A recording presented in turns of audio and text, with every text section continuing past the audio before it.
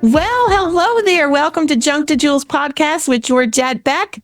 And today I'm so excited. We have a very special guest, Pamela Nichols, and she's going to share her awesome, beautiful story with you today.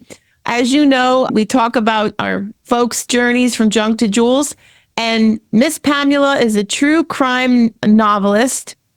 And she loves great food, which I love as well. Oh my gosh, culinary adventures galore, right, Pamela? That's right. That's right. The best things. And she enjoys rain. She definitely loves a peaceful life. And how many of us can relate to that and desire that peace? That sounds Yes. the word. And so she loves all of that. And she also enjoys writing Christian fiction. Yes. She has a whole series called Inside Out that you can find on Amazon. Check that out. And she talks about real life experiences and that model healing and growth. So she is a former journalist.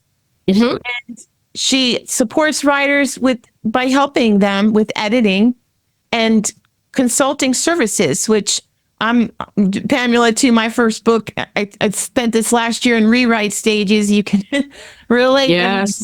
I just sent it off again. And yes, I rely on the team, collaborative and editors and folks that give you feedback. But one thing I noticed about you, Pamela, that I definitely relate to is that you believe wholeheartedly that the right word comes to you at the right time, and that changes everything. How It powerful. does. So powerful, right? Exactly. Words have been such a great source of healing for me. The living word, of course, God and Yes. Jesus. But I have, like a lot of our listeners, your listeners, I had a rather traumatic childhood and upbringing, but I always found myself over in a room somewhere reading. And I didn't know until years later. And it actually is only in the last maybe 5 years that I realized God has put the desire to write in me. Yes. It's just that I couldn't heat it. It was tamped down by all that trauma. But as I started healing, it just floated to the top. And I'm so grateful. I'm going to be doing this for the rest of my life. I know I am. I love it. I'm so excited. And I love how I call him Daddy God. I call how God, when he rescues us, and then during that rescue season, however that journey is, and it's usually ongoing for us for ongoing development. But the major rescue, he starts peeling back those layers. And myself too, I didn't know I was going to be a writer until I was journaling all the stuff and all the prayers and all the cries. And it slowly evolved. And like you, he reveals it. So I want to dive right in and let you tell your stories, and then we'll come back and I'll interact. Or if a question pops up, I'll ask right then and there. But otherwise, I'll try to keep it at the end a little bit. But would you kindly just share who you are and where you're from and kind of your journey? Okay. All right. I live here in Virginia, born and raised here, lived here my entire life. I did not set out to become a writer. I had a conversation with a friend of mine. And as it turns out, we were out at lunch one day. I noticed she was just pushing her food around the table, around the plate. And initially I thought she didn't want to eat with me. Come to find out, she was recovering from an eating disorder that I didn't know about. And if you know anything about eating disorder, that's major because they kind of keep that in. The very first thing I thought was, Black people don't get eating disorders. And that's where the idea from the book came, because a lot of us are hindered by some of the wrong things that we think. Yes. So I was just itching to get that story out of my heart and onto the page, and I did. And then while I was writing that, one of the characters, she just kept blowing up. And so she was taking me down a whole nother road. So I ended up taking all of her stuff out and putting it in another document. And when I finished this book, I looked over here and I had another book. And lo and behold, it was about things that we learn that are not necessarily true. It was about depression and suicide and how some of our communities of faith see that differently. So I wrote that book. Okay, so now I got 2 books. 2 books are not a series. So I had to come up with a 3rd book. Okay. And in that book, my number 3 book, Always Never, It is about domestic violence and spiritual abuse. And in that book, this gentleman takes over his father's church after his father dies. And the stress of it, he starts abusing his wife. He thinks that's normal. And it is normal to him because he grew up watching his pastor father beat his mother for years. Wow. So I wrote that one. And then book 4, that's called Hidden Mercy. And that is about some of the ways that we get ourselves into relationship trauma and drama. But when you normally hear that, you're thinking romantic, you're thinking divorce, you're thinking breakup, girlfriend, boyfriend, breakup. But I have learned from writing this that we don't always give our platonic relationships the energy that they require. And I know personally, I've had friendships break up that just hurt me as much as a romantic relationship breaking up. Yes.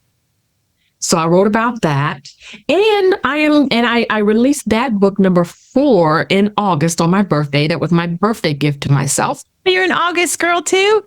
Yes, August 26th. Me too. I'm August 28th. Oh my gosh. Okay. And so I am trying to wrap up book 5. And book 5 is called Secret Things. And what I'm going to do in book 5 is go back to book 1, where the young lady that was suffering from the eating disorder. Yes. Let me back up and say this. I am discovering in my own life, and the more that I talk to people, that a lot of what's going on in front of us is not us. It's inherited behaviors from our great, great, great. So in book, talk about that. Yes. Yes. So in book 5, I am showing that the great, great, great ancestor of the girl in book 1 who has the eating disorder, she had another thing that she did that let her think that the way I look is going to soften things in life. And that is what came down through her bloodline that made this girl think that an eating disorder could change her life. So that's what it is. And I call it the Inside Out series because real change happens from the inside out. A lot of times we think if I can look better, if I'm thinner, if I live, or if I get a new car, if I change partners, if I do this, I do that, then my life will get better. But it has to start on the inside. Absolutely. Oh my God. I love that. Can we just touch on those? Now, the first book was inspired by life circumstances, right? You were out with your friend and okay. Do any of your journey pop up in these stories? Excellent question. My goodness. I'm all up and through these stories. The first one is about my girlfriend, and the second one was depression and suicide. I have a history of anxiety, and so I know exactly what that feels like. And in the one with domestic abuse and spiritual abuse, I have served in ministries, and I have been in churches where pastors were a little less than God would desire. I'll put it that way, where there was definitely some spiritual abuse going on, and then their families were all out of whack. Yeah. Well said. And in book 4, relationship trauma, yes, I had a friendship ended and my heart was shattered and I could not understand. That is the most personal of the books that I've written, because God said to me, this is the reason this has happened, because you ignored red flags. You're people pleasing. Your relationship with me is not correct. So therefore your relationship out here is not correct. And in book 5, I'm doing some personal inner healing work. And I'm realizing that some of the things that I'm dealing with didn't start with me. They started back with, and I can see it. I can see it in my grandmother. I can see it in my mother. And I can't tell you how freeing that is. I can't explain it. The thought that if it was all me, I'm like, oh my gosh. But God has given me the tools and the awareness to be able to see that this is where this is coming from, and that He and I are aligned, and we're gonna end this for future generations. Oh my gosh. You are onto something very powerful there, because I got to tell you, This podcast is actually inspired from my first book. That's the one that's hopefully will publish in 2024 this year. Junk to Jewels: A Journey from Brokenness and Despair to Beauty and Delight. I was so depressed. I come from such a background path, insecurity, low self-esteem, no value or worth, had no idea of who I was, felt invisible, odd one out, unfavored one, and all of that. I married because I was too afraid to leave the love I perceived and afraid of abandonment and rejection. Fast forward, of course, instead of going to Oral Roberts University, I'm not going to tell the whole story, but I was destiny, purpose, destiny, decision didn't happen because of that. And then God slowly, through the journey, showed me there was a lot of generational repeat. I had no idea that directed my legs.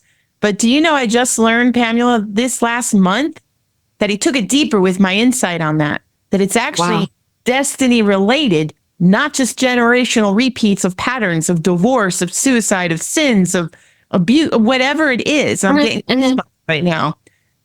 So God is letting me know, and he restores destiny. He creates us in the womb, but there's things that come with us. I would love to talk to you more on this at another time, because absolutely, it's been powerful. But what happens is we make our own choices. We're accountable, yes. But when you get truth revealed, like you are doing in your books, showing by what you're showing through your characters, it brings that refreshing, that aha, okay, it sets us free, but we're accountable for our choices. But then we go deeper and say, there is more to inside me of what God is healing me with. And it is from our grandmothers, our grandfathers, and greats and greats, people we don't even know. So I love this. This is going to be so important. Your last book coming up, on all your books. So eating disorder, definitely, I really feeling overweight all these years. I went the other direction. I used food as my comfort, emotional comfort and security, best friend.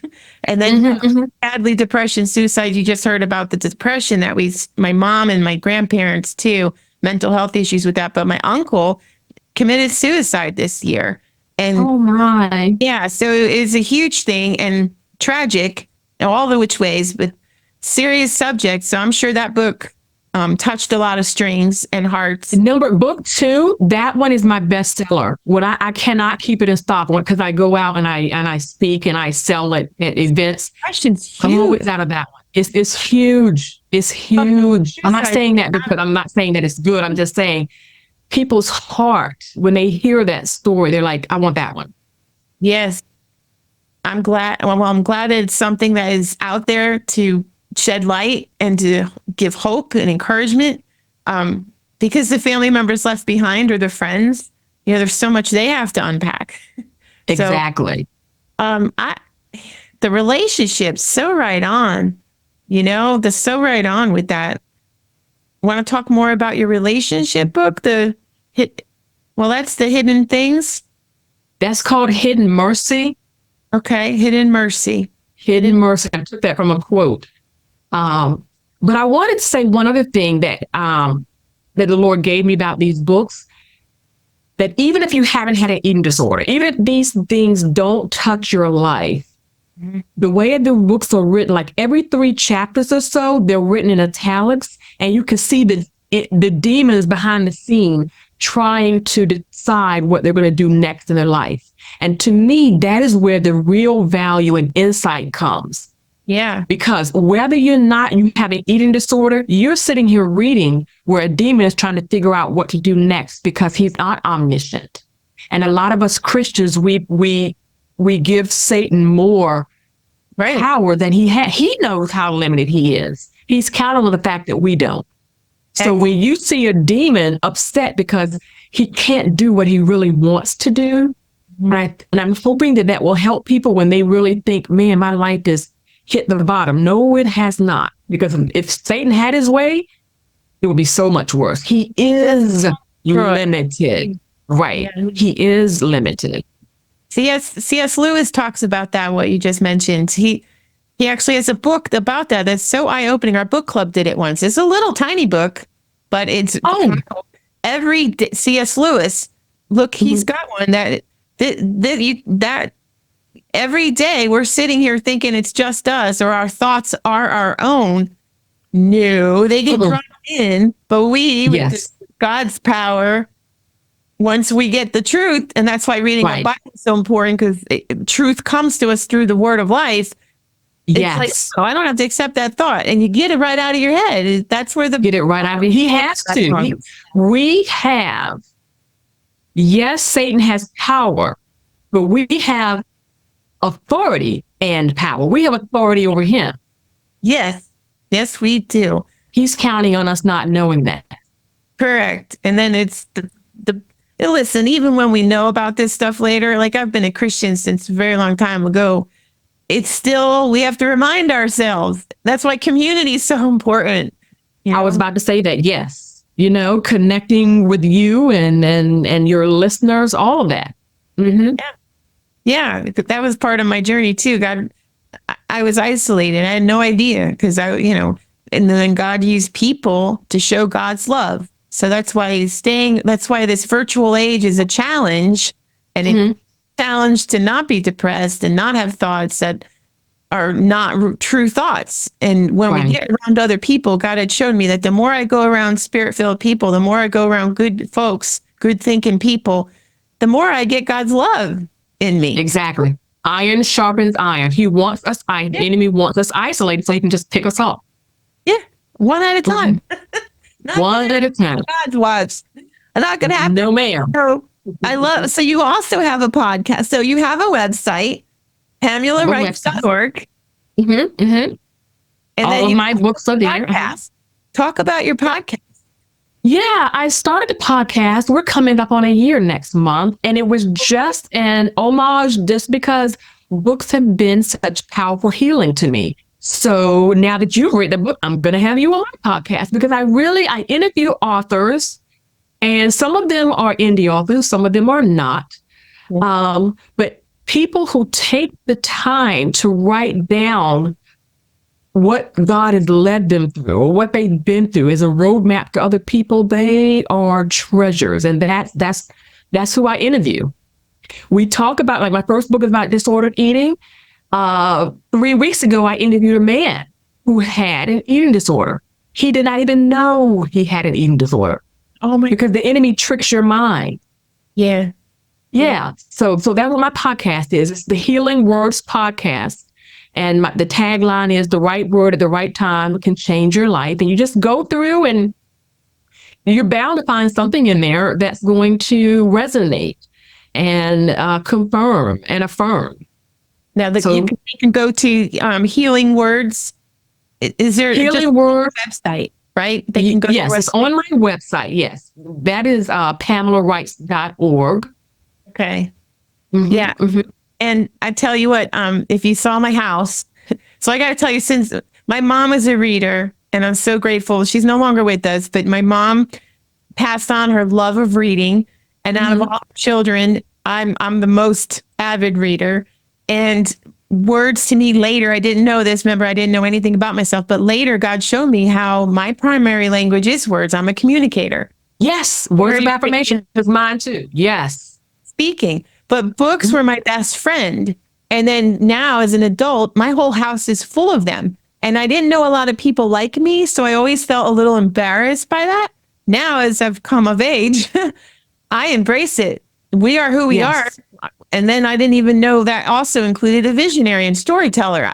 I had no idea, but there's a reason. And I got to tell you, when you talk about your motto there, the right word at the right time, God uses your primary language to speak to you personally. I didn't even know until later, too. God speaks to you through your language, and words he uses a lot. And books in my house, I got to tell you, I have piles to read everywhere. I read several at the same time, so there's piles everywhere. Do you know that every time I prayed very specifically about an issue, I felt led, oh, go dust that bookshelf in my bedroom. Oh, okay. I did. And several books would come to my attention, intuitively. Exactly. Do you know is the exact answer? God gave the exact answer. Sometimes he uses the Bible, Rhema words, when scripture pops up. But other times he'll use conversations, he'll use your circumstances. Commercials, song lyrics. It's so good. Yeah. Yeah. Isn't that exciting? It's amazing. He made us this way, and he meets us right where we are with what we need. It's so beautiful. Now I love is. too. There's some really sad, hard things that happen in our life. No one's immune. Hard stuff happens to even the best of best folks. And we all have different stories, and not one is a waste. And then God can use, no matter what it is, to turn it around in a good way. Doesn't mean it's all going to be happy, happy like Hallmark. I love happy ending stories, but I got to tell you, life's more. Reality is mixed. You've got, I call them mixed blessings. You've got the good intertwined with the sad and bad and hard, and you can't take them apart. This is life. So I love how,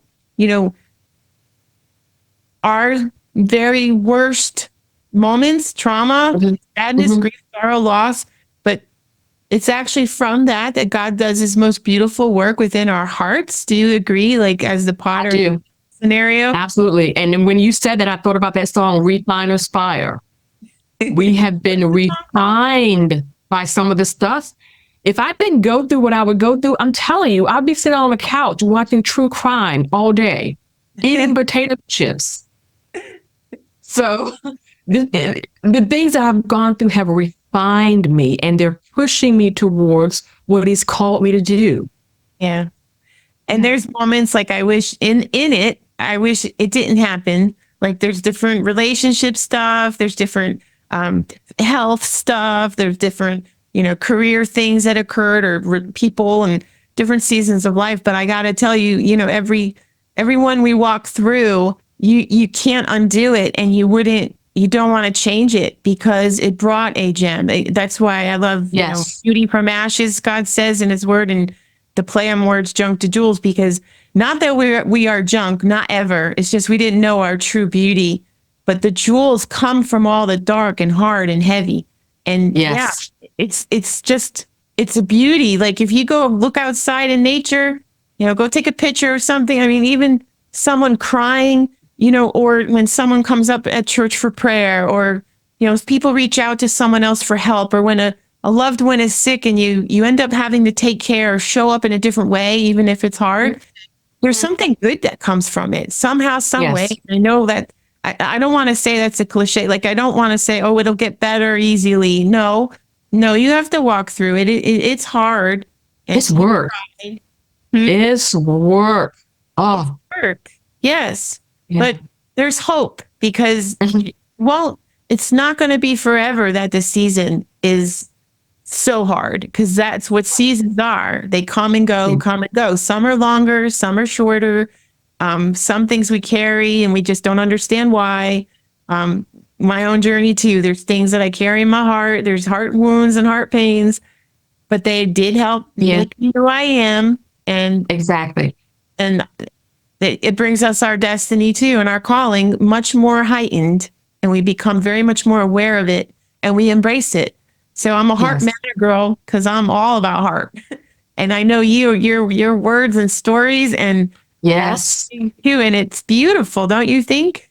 It is wonderful, because I'm trying to finish book 5, and I've already gotten my covers together for the next series. And I've already got those stories just floating around in my head. I mean, it gets daunting, but my God, I love it. I love it so much. Do you think you already have like series name, do you think? Or not yet? I don't have the series name, but the thing is, one of the family from the book 1, they're in book 2, so I know who they are. And I've done the cover, and it looks all pretty. So, yes. Now, so I don't have the series name yet. Can you share about your writing process? What's your favorite time to write? Like, what has worked for you that you got? Because sometimes I know when it first starts out, you first get that nudge that this is your calling or this is your gift, or you kind of are embarrassed or shy or don't feel qualified. Can you share how you first started in your writing journey and kind of what you're... Certainly. Well, first of all, I think I had a little bit of an advantage because I was homeschooling my children, and I started journalism. I was a freelance journalist for our newspaper, and I was just going to do that to pay for the dance lessons and the swim lessons and, the violin class. And I stayed there for 11 years. So that really, really honed my writing, because that was nonfiction. I had a very good editor. He taught me how to chop it and everything. Now, I did have to do some work when I started the fiction, because I had to get into the showing, not telling. So that was there. I had to work on that. And I had a very good editor helping me. But so that's how the writing started. So it's not like I eased into it. I mean, I just jumped in because that's what I was doing. I kind of eased into the fiction side. Now I work full time now. I'm a disability analyst for the Social Security Administration. That's my full-time job. And so I have to write at 5 o'clock in the morning, because even though I love that job, my brain is like mush at the end of the day. And I also had the podcast that I do once a week. So the way my writing is set up, I get up at 5 and I write maybe 45 minutes, and then I go on into work. Supposedly, and I'm doing air quotes, I supposedly edit on Saturday and then take Sunday off.